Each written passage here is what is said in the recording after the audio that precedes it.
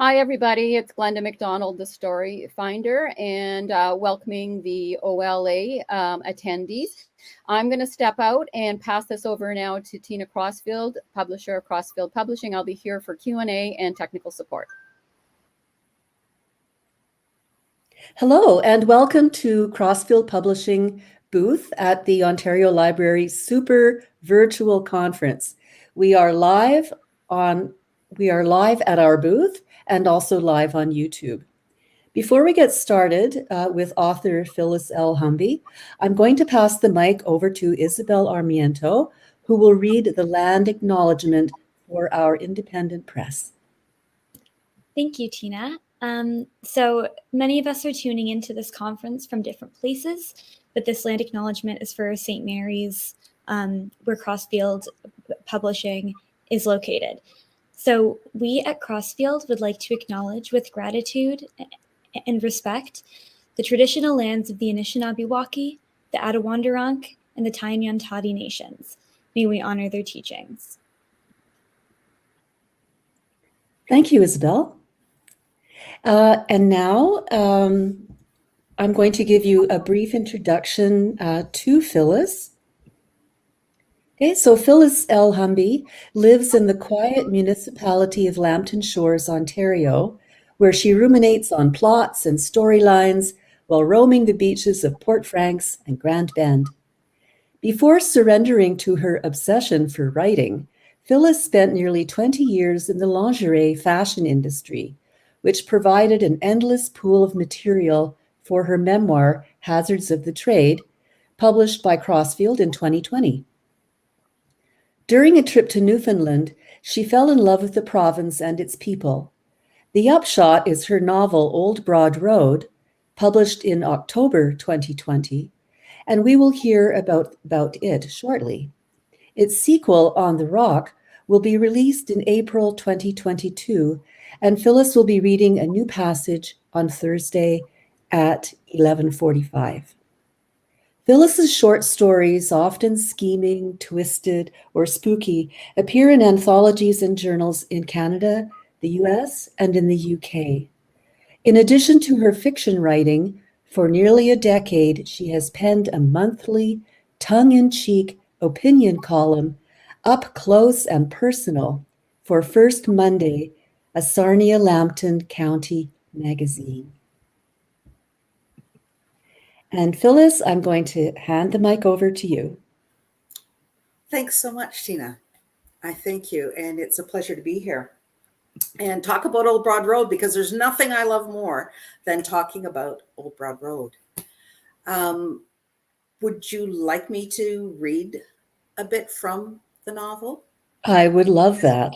Okay, that's great. All right, here we are. And this is near the beginning of Old Broad Road. This part of the country, 2,000 miles from home, seemed like the perfect choice when I planned an escape. Although concerned for my welfare and state of mind, my son and daughter didn't interfere when I booked my getaway. Now, God help me, I was planning more than a vacation.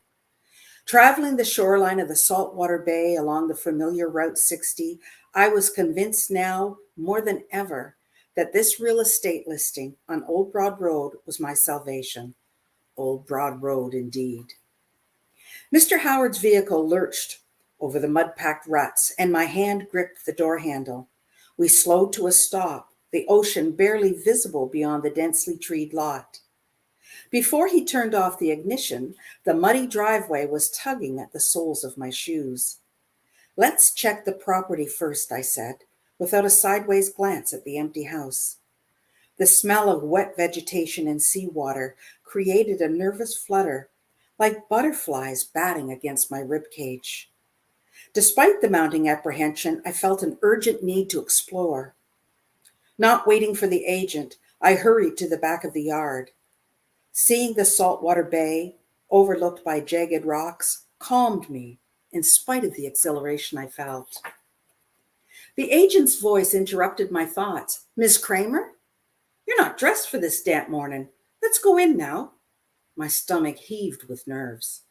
A fear of being sick in front of this stranger was a growing worry, but there was no turning back. Chapel's Cove would be my retreat, my refuge. Despite the anticipated backlash of Dan and Darlene, I wasn't going home to Toronto. Yes, this is it, I'm sure. I nodded toward the view. His eyes widened and he stepped towards me. You haven't seen the inside of the house. That's where all the work is. 'Tis fairly isolated here, and I don't think you know what our winters are like. The representative's strong East Coast accent made him difficult to understand. You'd be lonely as a gull on a rock living here. His considerable weight shifted from one foot to the other, his face wrinkling into a whine. If I didn't know better, I'd say you didn't want to make a sale this morning. My voice inflected a haughty tone, one I had perfected over the years. Turning toward the abandoned house, I glanced down at my sodden canvas shoes, feeling the wetness soak through to my socks. The rain had stopped, and I closed my eyes and inhaled. The smell of the damp earth aroused a childhood memory of shiny worms inching across a wet sidewalk. Recollections of my life before I became a wife and mother and grandmother were rare. A cool, wet breeze dampened my hair, its mist settling into the deep lines around my teary eyes. I turned back to the magnificent view.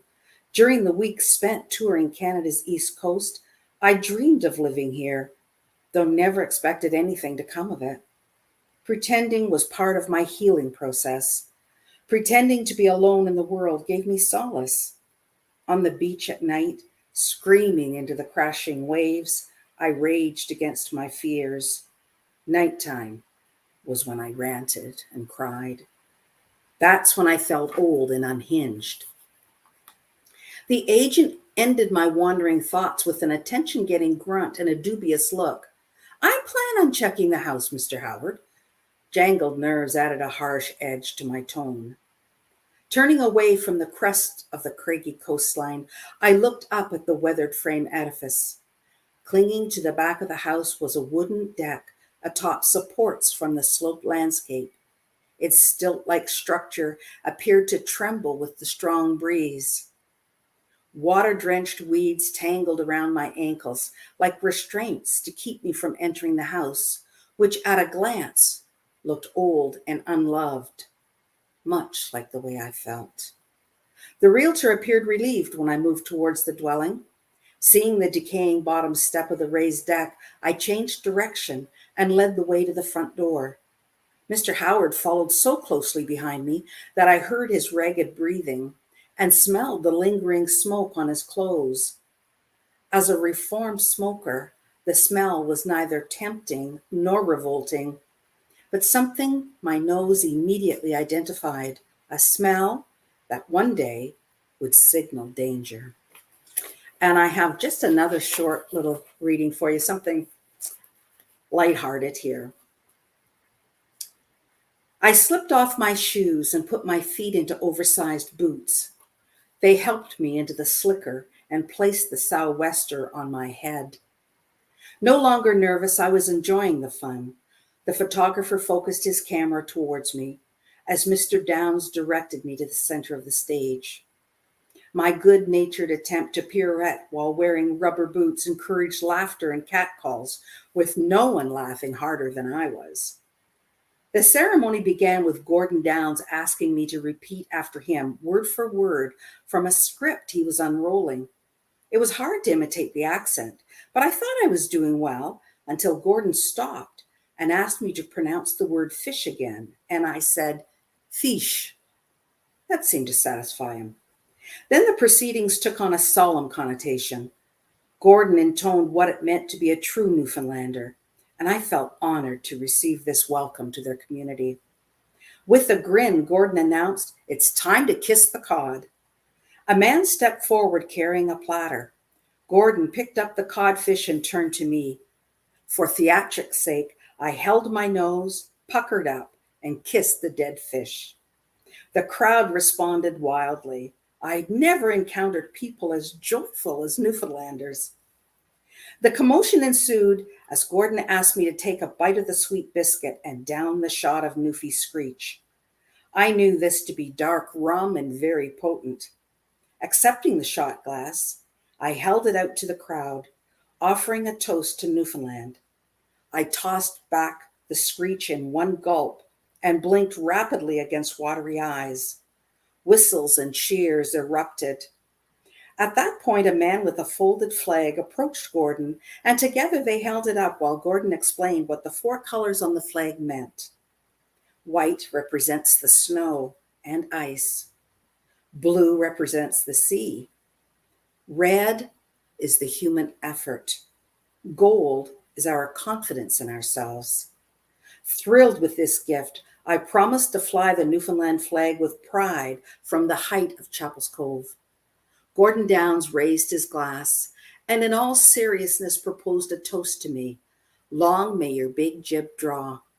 Everyone shouted the cheer and drank a toast in my honor. Gordon kissed me soundly on the cheek. I forgot I was still wearing the boots, slicker, and hat and left the stage, carrying my flag and grinning at the friends waiting at my table.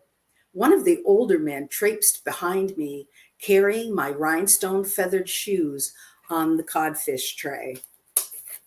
So that's all I'll read for today. And this is, you can see, there we go, Old Broad Road. Thank you. That was great, Phyllis. I really enjoyed your reading. Thank you.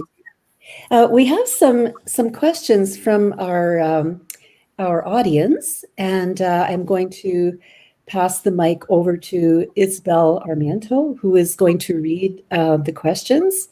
And Phyllis, you're welcome to jump right in there and answer them. Okay. Isabel, you'll have to unmute. Thank you. Yeah. Thank you so much, Phyllis, for that. That was such a great reading, such a fun book. Okay, so we have a bunch of questions. The first one is, why is it significant that Sylvia's traumatic incident comes so late in Old Broad Road?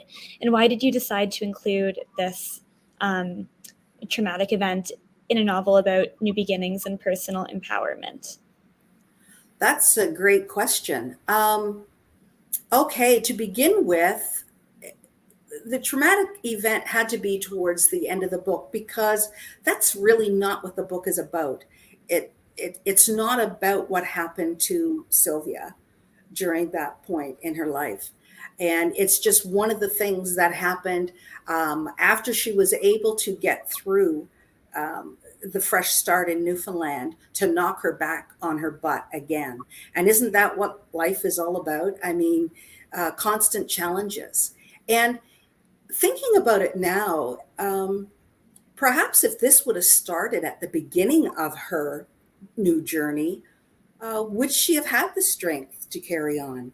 I don't know, because when this happened, she had a lot of loving people around her to help her through it.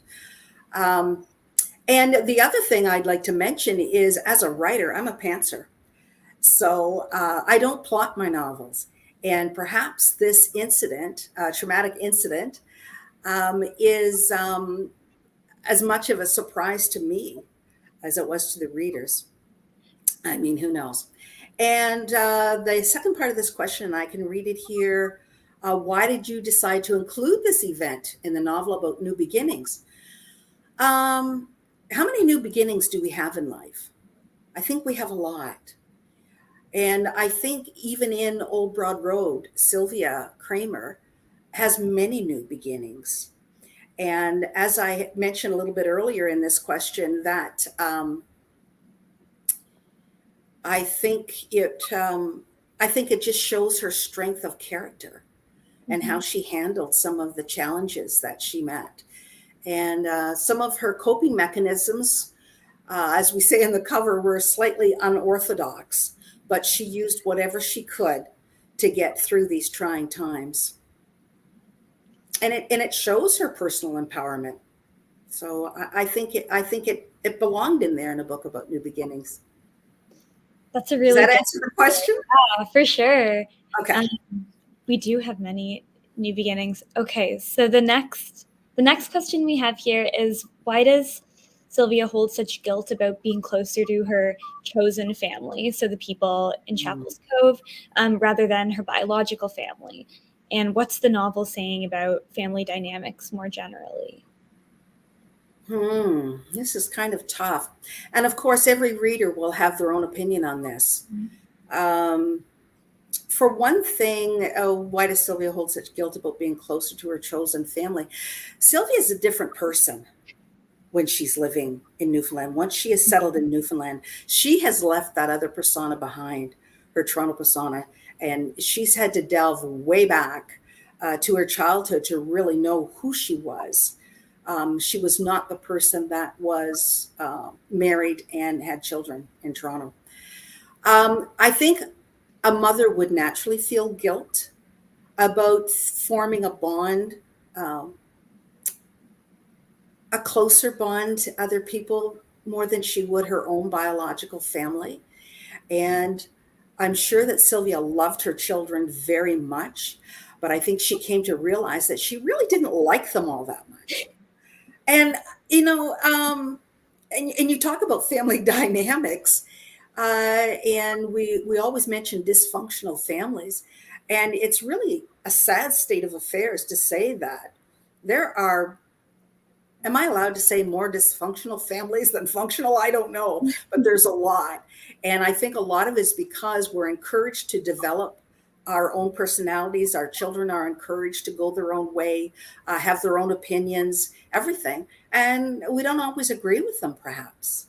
So when she found friends in Newfoundland, she naturally gravitated to people who maybe felt the same way she did. I don't know. Mm-hmm. But she definitely did form a stronger bond with her new family. And that doesn't mean that it lasts forever. I think people will have to probably read the sequel on the Rock, plug coming out in April, to really find out what does develop. Yeah, I'm currently reading the sequel, and quite a lot happens in terms of family dynamics. So you should all read it, whoever's watching. So the next question, this is an interesting one. Do we have to like the main character? Basically, is it imperative that the main character be likable? So I guess we mean Sylvia here. Yeah. Yes, I guess they would be talking about Sylvia Kramer. I don't think it's imperative to like the main character. I think the main character has to have some redeeming qualities, something endearing to the reader. Otherwise, you just would be annoyed reading the book, don't you think? Like I would be annoyed.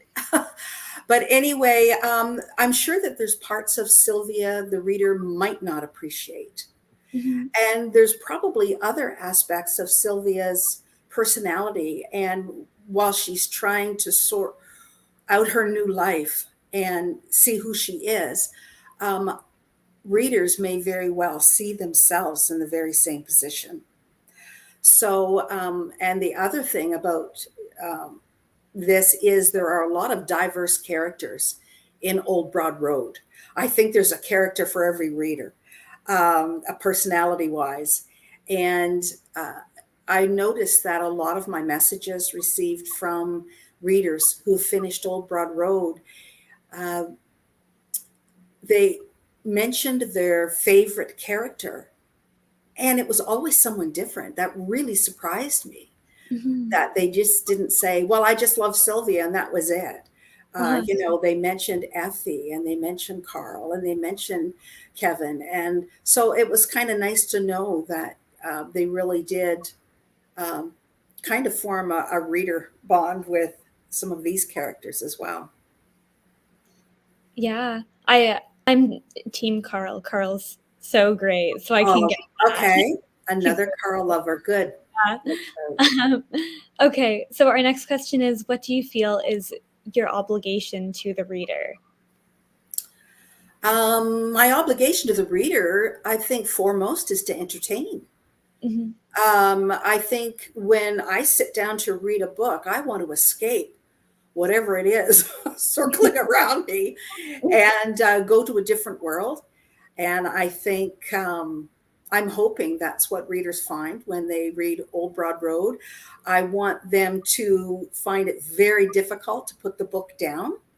I want them reading the book and having their family shouting in the background that they need dinner. Well, maybe not, but close.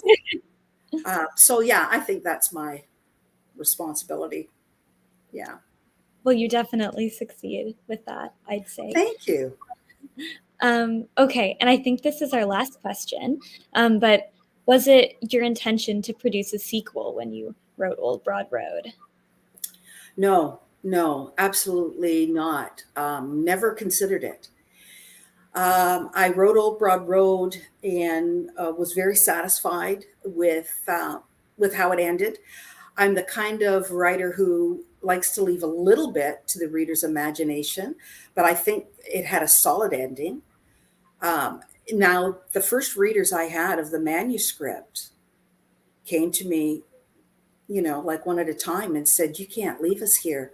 They loved the characters and they wanted to find out, okay, what next? Like, what's going to happen with the other characters? And so because all of these people were still very much alive in my mind, I was able to sit back down at the computer and say, okay, what happens next? And my ending sort of led into a sequel, although, I didn't change one word of my ending. Once I decided I would write a sequel, I never changed a word of it. So it is what it is. And then some of those characters go on to a new life on the Rock. Some of the characters didn't quite make it. Again, I'm not going to say anything. You'll just have to read the book and find out. So anyway, no, I had no intention, Isabel, at all of doing a sequel, but I'm quite happy that I did. I'm glad that I wrote the sequel for it. I'm so surprised to hear that because the end is so perfectly set up for a sequel. I know. Yeah. It's strange, isn't it? Yeah. And I think in Old Broad Road, and a lot of people said it was very emotional read, and when they weren't laughing, they were crying. And that's kind of the way I felt when I was writing it too.